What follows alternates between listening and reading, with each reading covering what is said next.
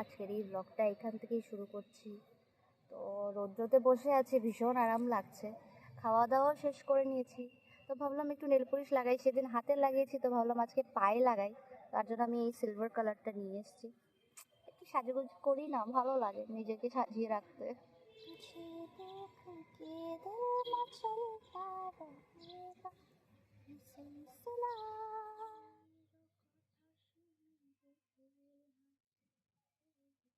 So আমি ঘুমিয়ে গেছিলাম, তো এখন দিয়ে হঠাৎ করে ঘুম ভেঙেছে, দেখছি অনেকটা সন্ধ্যা হয়ে গেছে। তো ড্রেস পরে নিয়েছি, এখন জাস্ট একটু মুখটা ঠিক করবো, করে বের হয়ে যাবো।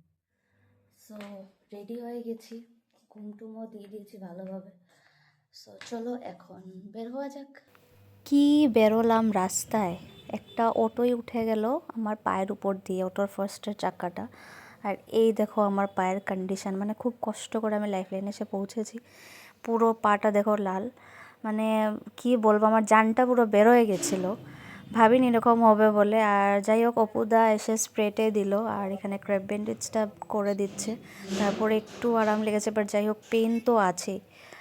ছোট কিছুর মধ্যে কেটে গেছে, ওটাই অনেকটা। তো এখানে ছিল লাইফ লাইনে আজকে শনি পূজা, তো এখানে শনি ঠাকুরের পূজা শুরু হয়ে গেছে। তার সাথে এখানে খিচুড়ির ডেকও বসে গেছে, গরম গরম খিচুড়ি হবে বলে খিচুড়ির ডেক বসিয়ে দিয়েছে। আর সব কিছু রেডি। আর এখানে আমি পা নিয়ে বসে আছি। আজকে আমাদের জায়গাটা চেঞ্জ হয়ে গেছে, ওরাও বসা আছিল, আমরা বসে বসে গল্পই করছিলাম। তারপর এখানে সিন্নি দেওয়া শুরু হয়ে গেল, যেটা শনি ঠাকুরের মেইন প্রসাদ থাকে। আর এত স্বাদ হয়েছিল না, আমি তো যেতে পারিনি, তো কুটুদা আমার জন্য নিয়ে এসছে, এটা খেলাম সিন্নিটা। তারপরে আমার জন্য খিচুড়িও নিয়ে এসছে ওরা। বাহ, কিরম হইছে অপুদা? ক্লাস ক্লাস মুখটা খিলাইছে।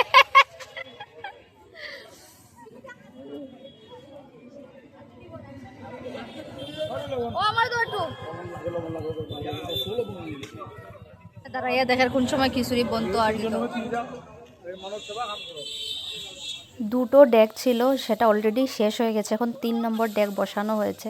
দারুণ সম্ভাস, কি সুন্দর গন্ধ এসছিল সম্ভাসের, সেটাতেই মানে একদম জিভে জল এসে গেছে। আর এখানে মানুষ দেখো, সবাই দাঁড়িয়ে আছে শুধু খিচুড়ি খাওয়ার জন্য। খিচুড়ি মানে ঠান্ডা দিনে এমনি মজার, তার মধ্যে যদি ঠাকুরের প্রসাদ হয় আর কি লাগে।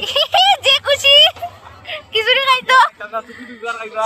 আমি একবার খাইছে, আমি আনিয়া দিছি।